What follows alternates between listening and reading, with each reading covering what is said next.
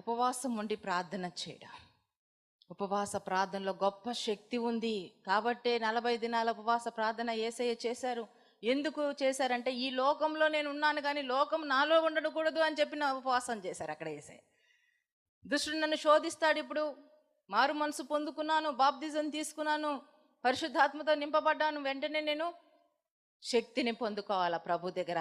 ఏమిటి ఆ శక్తి అంటే ఈ లోకాన్ని జయించే శక్తి, బలహీనతలను జయించే శక్తి, దుష్టుడు వేసే అగ్ని బాణాలను జయించే శక్తి. ఎందుకు ఈరోజు చాలామంది జీవితాల్లో అపవిత్రత, శరీర కార్యములు దుష్టుని చేత ప్రేరేపించబడుతున్నారు, అనేకమైనటువంటి మలినంతో నింపబడుతున్నారు, అనేకమైన వేదనకరమైన సమస్యలు మీలో ఉన్నాయి, చింతిస్తున్నారు, బాధిస్తున్నారు, కలవరపడుతున్నారు. ఇవన్నీ దేవునికి ఇష్టం లేనటువంటి కార్యాలు, శరీర కార్యాలు మీలో ఉంటున్నాయి. కానీ రోజులు గడుస్తున్నాయి కానీ ఆ శరీర కార్యాలను మీరు అణిచివేయలేకపోతున్నారు. మీకున్న బలహీనతల్ని మీరు అణిచివేయలేకపోతున్నారు, వాటిని జయించలేకపోతున్నారు. కారణం ఏమిటి?